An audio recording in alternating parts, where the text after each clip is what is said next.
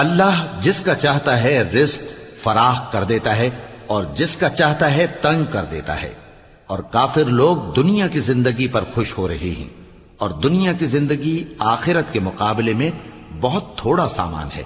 और काफिर कहते हैं कि इस पैगंबर पर इसके परवरदिगार की तरफ से कोई निशानी क्यों नाजिल नहीं हुई। कह दो कि अल्लाह जिसे चाहता है गुमराह करता है और जो उसकी तरफ रुजू होता है उसको अपनी तरफ का रास्ता दिखाता है, यानी उनको जो ईमान लाते और जिनके दिल अल्लाह की याद से आराम पाते हैं उनको। और सुन रखो कि अल्लाह की याद से ही दिल आराम पाते हैं।